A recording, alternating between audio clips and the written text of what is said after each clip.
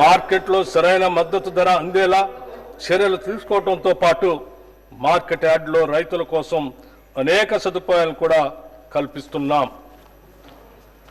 నీకు కనిపించిన బలహీనుడైన నిరుపేద ముఖాన్ని గుర్తు తెచ్చుకో.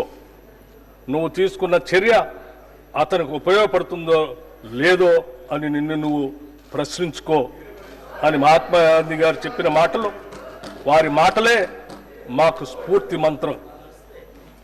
నిరుపేదల కోసం, బలహీన వర్గాల కోసం మేము తీసుకున్న ప్రతి చర్య వెనుక ఉన్న ఆలోచన ఇదే.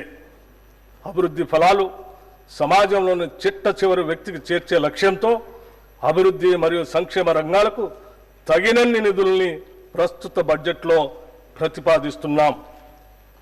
ప్రపంచ ఆర్థిక వ్యవస్థల్లో వేగంగా వస్తున్న మార్పుల ప్రభావాన్ని సమర్థవంతంగా ఎదుర్కొంటూ తెలంగాణ ఆర్థిక వ్యవస్థ స్థిరమైన వృద్ధిని సాధిస్తుంది. 2024-25 ఆర్థిక సంవత్సరంలో తెలంగాణ స్థూల రాష్ట్ర ఉత్పత్తి ప్రస్తుత ధరల ప్రకారం 16,12,579 కోట్ల రూపాయలు. గత సంవత్సరంతో పోలిస్తే వృద్ధి రేటు 10.1% నమోదైంది.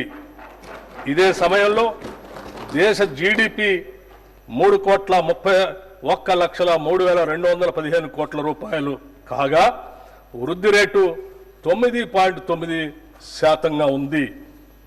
2024-25 ఆర్థిక సంవత్సరంలో ప్రస్తుత ధరల ప్రకారం రాష్ట్ర తలసరి ఆదాయం 3,79,751 రూపాయలు కాగా వృద్ధి రేటు 9.6%. దేశ తలసరి ఆదాయం 2,05,579 రూపాయలు కాగా వృద్ధి రేటు 8.8%. దేశ తలసరి ఆదాయంతో పోలిస్తే తెలంగాణ తలసరి ఆదాయం 1,74,172 రూపాయలు, అంటే 1.8% రెట్లు ఎక్కువగా ఉంది. 2024-25లో తెలంగాణ జోడింపబడిన స్థూల విలువలో సేవా రంగం 66.3%, పారిశ్రామిక రంగం 16.4% మరియు వ్యవసాయ అనుబంధ రంగాలు 17.3% వాటాను కలిగి ఉన్నాయి.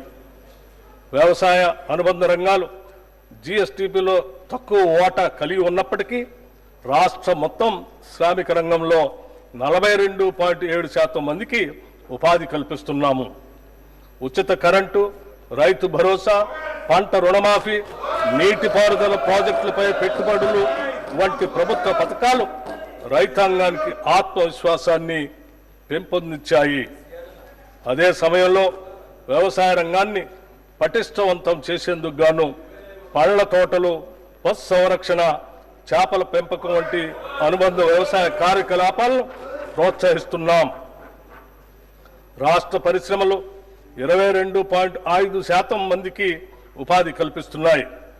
చైనా +1 వ్యూహాన్ని అవలంబించడం ద్వారా తెలంగాణను ఫార్మాస్యూటికల్స్, బయోటెక్నాలజీ, విద్యుత్ వాహనాలు, పునరుత్పాదక శక్తి రంగాల్లో గ్లోబల్ తయారీ కేంద్రంగా అభివృద్ధి చేయాలనేది మా ప్రభుత్వ లక్ష్యం.